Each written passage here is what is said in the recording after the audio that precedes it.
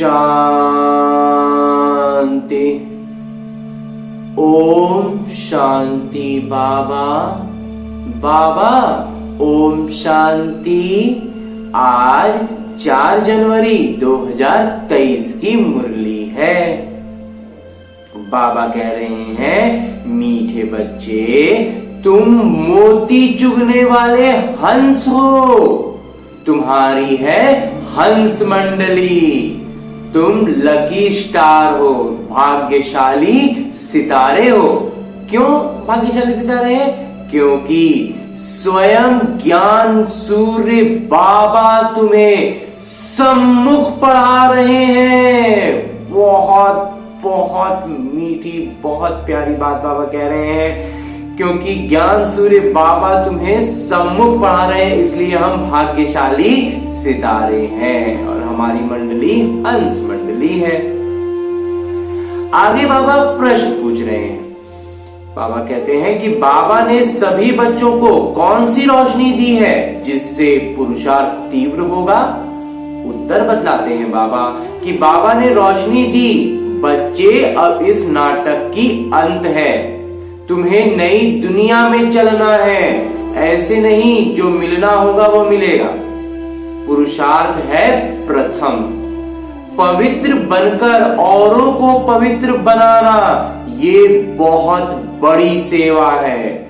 ये रोशनी आते ही तुम बच्चों का पुरुषार्थ तीव्र हो गया। गीत है, तू प्यार का सागर है, तू प्यार का सागर है।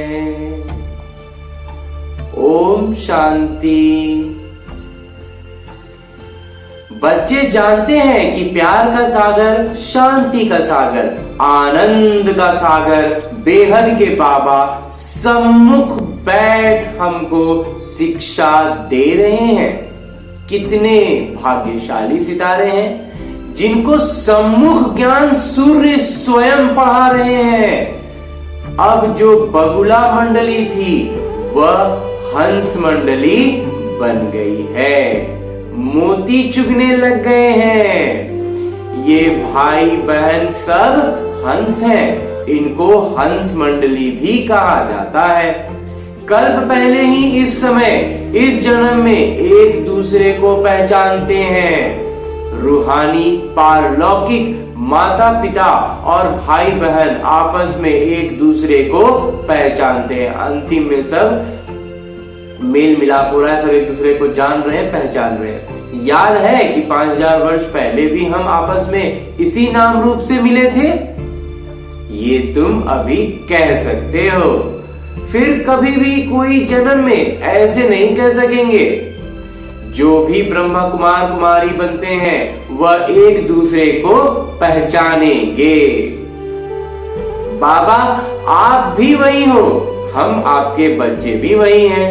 हम भाई बहन फिर से अपने बाबा से वर्षा लेते हैं। अभी बाबा और बच्चे सम्मुख बैठे हैं और ये नाम रूप आदि सब बदल जाएगा। बहुत प्यारा समय भी चल रहा है। सतयुग में लक्ष्मी नारायण ऐसे थोड़े ही कहेंगे कि हम वही कल्प पहले वाले लक्ष्मी नारायण हैं। वह प्रजा थोड़ी ही कहेगी कि ये वही कल्प पहले वाले लक्ष्मी नारायण हैं। कोई नहीं कहेगा। ये सिर्फ इस समय तुम बच्चे ही जानते हो। इस समय तुम बहुत कुछ जान जाते हो। पहले तो तुम कुछ भी नहीं जानते थे। ज्ञान में आने से, बाबा की मुरली को रोज सुनने से, उसका मंथन करने से बहुत ज्ञान बढ़ता है। मैं ही कल्प के संगम युगे आकर अपनी पहचान देता हूँ, ये सिर्फ बेहद के पिता ही कह सकते हैं और कोई नहीं कह पाएगा ये बात। नई दुनिया की स्थापना तो पुरानी दुनिया का विनाश भी जरूर होना चाहिए। ये है दोनों का संगम युग। ये बहुत कल्याणकारी युग है। सतयुग को व कलयुग को कल्याणकारी नहीं कहेंगे। तुम्हारा ये अभी का जीवन अमूल्य गाया हुआ है। इसी जीवन में कौड़ी से हीरे जैसा बनना है। तुम बच्चे सच्चे सच्चे खुदाई खिदमतगार हो, ईश्वरीय सैल्वेशन आर्मी हो, मुक्त करने वाली सेना। ईश्वर आकर माया से तुमको मुक्त करते हैं। तुम जानते हो हमको खास और दुनिया को आम माया की जंजीरों से छुड़ाते हैं। हमें बाबा जो दुनिया का जो माया की जो जंजीरें हैं ना, उससे विशेष तौर पर बाबा हमें बचाते हैं और बाकी जो है उनको आम तौर पर जंजीरों से छुड़ाते हैं। ये भी नाटक में ही नूंद है। अब बड़ाई किसकी देवे? अब इसमें बड़ाई किसकी? जिसकी एक्टिंग अच्छी होती है उनका ही नाम होता है। जो अपना किरदार बहुत सटीक निभाते हैं उनका फिर बाद में नाम होता है कि इन्होंने अपना किरदार बहुत अच्छा निभाया था। तो बड़ाई भी परमपिता परमात्मा की ही दी जाती है, लेकिन उसके पीछे भी जो डायरेक्टर होता है, जो निर्देशक होता है, वास्तव में सबसे काबिले तारीफ काम तो उन्हीं का होता है। अब धरती पर पाप आत्माओं का बहुत बोझ है। सरसों मिसल कितने ढेर मनुष्य हैं, बाबा आकर बोझ उतारते हैं। वहां तो कुछ लाख ही होते हैं, तो क्या 1/4% भी हुआ? अभी का जो आबादी है उसका 1/4 भी नहीं रहेगा उस समय। तो इस नाटक को भी अच्छी रीति समझना है। परमात्मा को सर्वशक्तिमान कहते हैं, ये भी उनका नाटक में किरदार है। बाबा कहते हैं मैं भी नाटक में बंधा हुआ हूं। यदा यदा ही धर्मस्य लिखा हुआ है ना। अब वही धर्म की ग्लानि भी भारत में बराबर है। मेरी भी ग्लानि करते हैं, देवताओं की भी ग्लानि करते हैं, इसलिए बहुत पाप आत्मा बन पड़े हैं। परमात्मा की भी ग्लानि कर देते हैं, देवात्माओं की ग्लानि कर देते हैं, इसलिए पाप जो है वो बढ़ता जा रहा है। ये भी उन्हों को बनना ही है और उनको इस तरह का पाप आत्मा बनना ही है। उनका भी उन नाटक में नूंद है। सतो रजो तमो में आना ही है। तुम इस नाटक को समझ गए हो। बुद्धि में चक्र फिरता रहता है। बाबा ने आकर रोशनी दी है। अभी इस नाटक के अंत है। ये रोशनी तो बाबा ने हमें दे दी है कि अभी नाटक का अंत है। और जो आत्मा ज्ञान में है, जो परमात्मा के बच्चे हैं, वो जो सतयुग में आने वाली आत्मा है वो इस ज्ञान को अच्छे से समझेंगे, और जो नहीं आने वाले हैं वो उनको नहीं समझ में आएगी बात। अब तुम फिर नई दुनिया के लिए पुरुषार्थ करो। ऐसे नहीं जो मिलना होगा वो मिलेगा, नहीं। पुरुषार्थ सर्वोत्तम है, सबसे आगे उसकी भूमिका है। सारी ताकत उसके लिए पवित्रता में है। बाबा कह रहे हैं पवित्रता की बलिहारी है। सारा मदार पवित्रता पर ही है। देवताएं पवित्र हैं, तब अपवित्र मनुष्य उन्हों के आगे जाकर माथा झुकाते हैं। सन्यासियों को भी माथा टेकते हैं।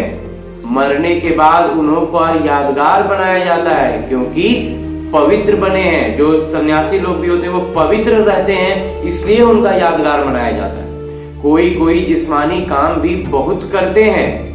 अस्पताल कुछ है कि उस तरह का पवित्रता नहीं है, लेकिन वो सेवा भावना उनमें बहुत है। वो क्या करते हैं कि बहुत सारे अस्पताल खोलते हैं, कॉलेज बनाते हैं, विश्वविद्यालय बनाते हैं, तो उन्हों का भी नाम निकलता है, तो उनका भी बहुत नाम होता है। सबसे बड़ा नाम उनका है जो सबको पवित्र बनाते हैं और जो उनके मददगार बनते हैं। लेकिन इनका जितना भी नाम होता है, इन सबसे बहुत ज्यादा नाम, बहुत ज्यादा ऊंचा स्थान मिलता है, जो खुद भी पवित्र बनते हैं और दूसरों को भी पवित्र बनाने की पुरुषार्थ करते हैं और उसमें मददगार बनते हैं। तुम पवित्र बनते हो उस एवर प्योर के साथ योग लगाने से। उस परम पिता परमात्मा जो सर्वदा पवित्र है, उनके साथ योग लगाने से हम भी पवित्र बनते हैं। जितना तुम योग लगाते जाएंगे उतना तुम पवित्र बनते जाएंगे। फिर अंतमति सोगति, तो निरंतर जब जीवन काल में परमात्मा से योग में रहे हैं तो फिर अंत में भी परमात्मा की मति में रहेंगे तो वैसे ही सदगति हो जाएगी। बाबा के पास चले जाएंगे। वो लोग यात्रा पर जाते हैं तो ऐसा नहीं समझते हैं कि बाबा के पास जाना है। जब तीर्थ यात्रा पर लोग निकलते थे तो ऐसा सोच के नहीं निकलते थे कि हमें अब मुक्ति मिल जाए, फिर भी पवित्र रहते हैं। लेकिन चूंकि देवता के दर्शन करने जा रहे हैं इसलिए पवित्र रहते थे। यहाँ तो बाबा सभी को पवित्र बनाते हैं। नाटक को भी समझना कितना सहज है। बहुत बिंदुएं समझाते रहते हैं बाबा। फिर कहते हैं सिर्फ बाबा और वर्षे को याद करो, और कुछ नहीं समझ में आता है तो सिर्फ बाबा को याद करो और बाबा के वर्षे को याद करो। मरने समय सब भगवान की याद दिलाते हैं। अच्छा भगवान क्या करेगा? जो कई मैंने देखा जाता है कि जब कोई मरने वाला हो तो उसको भगवान की याद दिलाते हैं। तो बाबा पूछ रहे हैं कि भगवान क्या करेंगे? फिर कोई शरीर छोड़ते हैं तो कहते हैं स्वर्गवासी हुआ। गोया परमात्मा की याद में शरीर छोड़ने से वैकुंठ में चले जाएंगे। वो लोग बाबा को जानते ही नहीं, उसकी रीति उसकी विधि क्या है उसको नहीं समझ पाते हैं।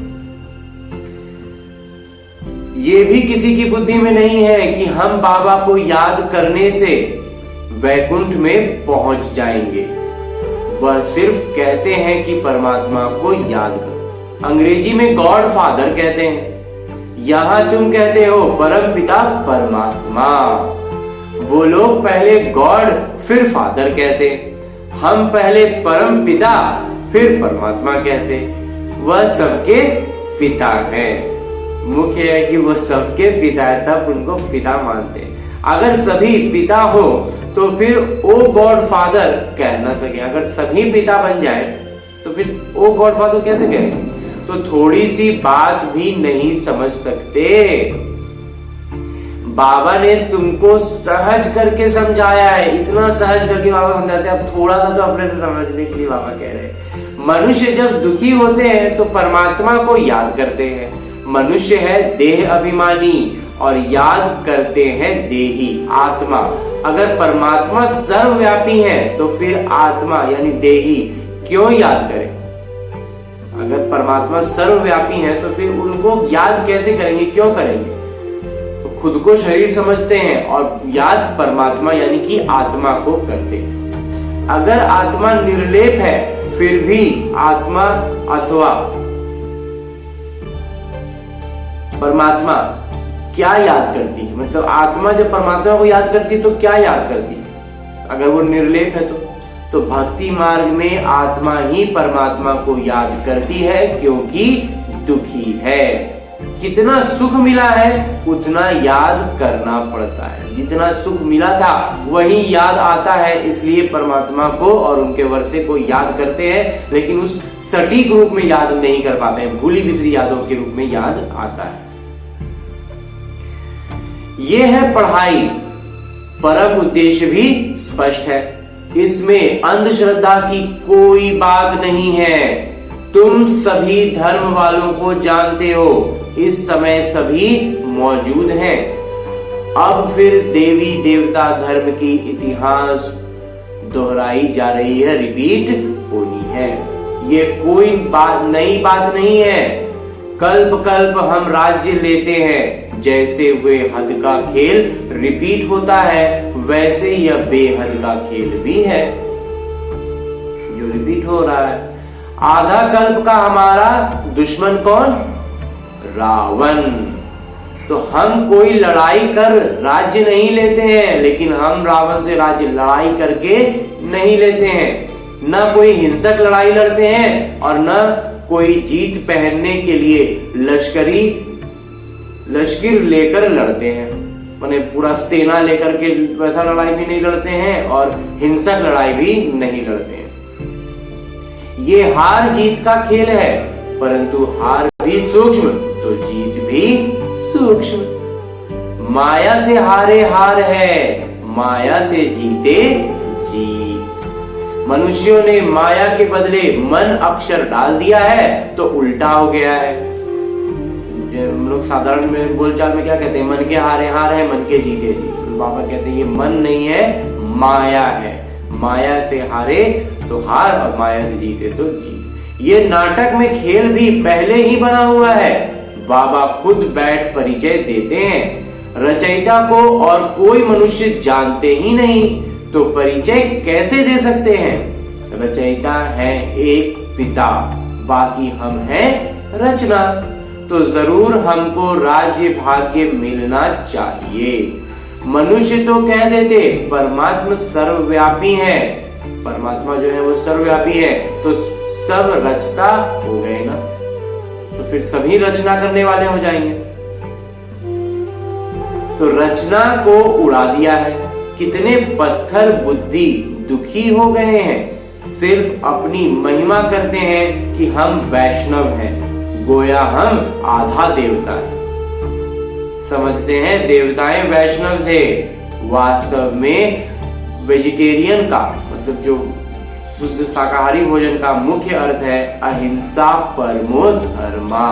तो इसमें जो अहिंसा है वो हर तरह की अहिंसा है, सिर्फ किसी जीव जंतु को मार कर ना खाना ही अहिंसा नहीं है। बाबा कई बार पहले भी कहते हैं काम कटारी चलाना भी हिंसा है। तो देवताओं को पक्के वैष्णव कहा जाता है। ऐसे तो अपने को वैष्णव कहलाने वाले बहुत हैं, परंतु लक्ष्मी नारायण के राज्य में वैष्णव संप्रदाय पवित्र भी थे। अब उस वैष्णव संप्रदाय का राज्य कहाँ है? अब तुम ब्राह्मण बने हो, तुम ब्रह्मा कुमार कुमारियां हो, तो जरूर ब्रह्मा भी होंगे। तब तो नाम रखा हुआ है शिववंशी प्रजापिता ब्रह्मा की संतान। तो गाया भी जाता है कि शिव बाबा आए थे, उन्होंने ब्राह्मण संप्रदाय रची और ब्राह्मण फिर देवता बने। अब तुम शूद्र से ब्राह्मण बने हो तो ब्रह्मा कुमार कुमारी कहलाते हो। विराट रूप के चित्र पर भी समझाना अच्छा है। विष्णु का ही विराट रूप दिखाया है। विष्णु और उसकी राजधानी ही विराट चक्र में आते हैं। ये सब बाबा के विचार चलते हैं। तुम भी विचार सागर मंथन की अभ्यास करेंगे तो रात्रि की नींद नहीं आएगी। यही चिंतन चलता रहेगा। सुबह को उठ व्यापार आदि में लग जाएंगे। कहते हैं सुबह का साईं। तुम भी किसी को बैठ समझाएंगे तो कहेंगे ओहो, ये तो हमको मनुष्य से देवता, भिखारी से राजकुमार बनाने आए हैं। पहले अलौकिक सेवा करनी चाहिए, स्थूल सेवा बाद में। पहले बात का ज्ञान अमृत पिएंगे, तब मोटा बड़ा विकार हटेगा, तब फिर सूक्ष्म स्तर पर होगा। और इसके लिए शौक चाहिए। खास माताएं बहुत अच्छी रीति सेवा कर सकती हैं। माताओं को कोई धिक्कारेंगे नहीं। माताएं जो होती हैं उनको वो किसी को कुछ समझाए तो वो सामने से सुन तो लेंगे, सुनेंगे तो फिर उन पर कुछ असर पड़ेगा। एकदम से हटाएंगे नहीं, भगाएंगे नहीं। सब्जी वाले, अनाज वाले, नौकर आदि सबको समझाना है। कोई रह न जाए जो उलाह ना देवे। सेवा में दिल की सच्चाई चाहिए। बाबा से पूरा योग चाहिए, तब धारणा हो सके। दिल में बाबा के प्रति पूरा सच्चाई होना चाहिए और योग बाबा में होना चाहिए, तब धारणा आसानी से होगा। वक्खर सामग्री भरकर फिर पोर्ट भर स्टीमर डिलीवरी करने जाए। मतलब ये स्टीमर और जो बड़े बड़े शिप जहाज होंगे उनके बारे में बाबा कुछ उदाहरण कह रहे हैं कि पूरा सामान भर करके तब हम लोगों को स्टीमर में सामान भरने के लिए जाना है। उनको फिर घर में सुख नहीं आएगा, भागता रहेगा। अब किसी को ये काम मिल जाए कि पूरा स्टीमर कब भरना है, तो फिर वो उसको दिमाग में रहेगा कि हमको तो पूरा भरना है ताकि हम आगे मेरा पूरा वो जो जगह है पुण्य भरने का, सेवा भरने का, वो भरे, पूरा अच्छे से भरे। ये चित्र भी बहुत मदद देते हैं। कितना साफ है, शिव बाबा ब्रह्मा द्वारा विष्णुपुरी की स्थापना कर रहे हैं। ये है रुद्र ज्ञान यज्ञ, कृष्ण ज्ञान यज्ञ नहीं। रुद्र ज्ञान यज्ञ है, ये कृष्ण ज्ञान यज्ञ तो नहीं है। तो इस रुद्र ज्ञान यज्ञ से विनाश ज्वाला प्रज्वलित हुई है। श्री कृष्ण तो यज्ञ रच नहीं सकते, वह 84 जन्म लेंगे तो नाम रूप बदल जाएगा और कोई रूप में श्री कृष्ण तो हो न सके, वो फिर दूसरे नाम रूप में रहेंगे। श्री कृष्ण के नाम रूप में तो वो सिर्फ सतयुग में राजकुमार की तरह हैं। तो श्री कृष्ण का किरदार तो अब उसी रूप में आए तब ही दोहराया जाए, वही होगा रिपीट होना। अच्छा, मीठे मीठे सिकिलते बच्चों प्रति माता पिता बाबा का याद प्यार और आशीर्वाद। रूहानी बाबा की रूहानी बच्चों को नमस्ते। हम रूहानी बच्चों की ओर से रूहानी बाबा को याद प्यार और प्रणाम। धन्यवाद बाबा, धन्यवाद।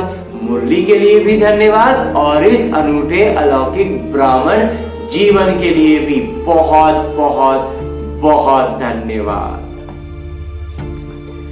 धारणा है कि सच्चे सच्चे खुदाई खिदमतगार अथवा ईश्वरीय सेल्वेशन आर्मी बन सबको माया से मुक्त करना है। इस जीवन में कौड़ी से हीरे जैसा बनना और बनाना है। जैसे बाबा विचार सागर मंथन करते हैं, ऐसे ज्ञान का विचार सागर मंथन करना है। बाबा की मुरलियों में मिली बातों को बहुत मंथन करना है और जितना मंथन होगा उतना अमृत निकलेगा। कल्याणकारी बन अलौकिक सेवा में तत्पर रहना है।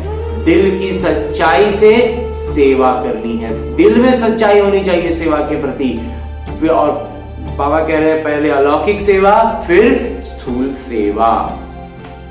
और आगे बाबा वरदान दे रहे हैं। वरदान देते हुए बाबा कहते हैं कि छोटी छोटी अवज्ञाओं के बोझ को समाप्त कर सदा समर्थ रहने वाले श्रेष्ठ चरित्रवान भव। जैसे अमृत वेले उठने की आज्ञा है तो उठकर बैठ जाते हैं, लेकिन विधि से सिद्धि को प्राप्त नहीं करते। मीठी शांति के साथ निद्रा की शांति सब मिल जाती है, मिक्स हो जाती है। और बाबा की आज्ञा है कि किसी भी आत्मा को ना दुख दो ना दुख लो। इसमें दुख देते नहीं लेकिन दुख ले जरूर लेते हैं। और तीसरा बिंदु है कि क्रोध नहीं करते लेकिन रौब में आ जाते हैं। ऐसी छोटी छोटी अवज्ञाएं मन को भारी कर देती हैं। अब इन्हें समाप्त कर आज्ञाकारी चरित्र का चित्र बनाओ, तब कहेंगे सदा समर्थ चरित्रवान आत्मा। और अंत में स्लोगन है, मुरली का उपदेश है कि सम्मान मांगने के बजाय सबको सम्मान दो, तो सबका सम्मान मिलता रहेगा। अच्छा, ओम शांति बाबा। बाबा।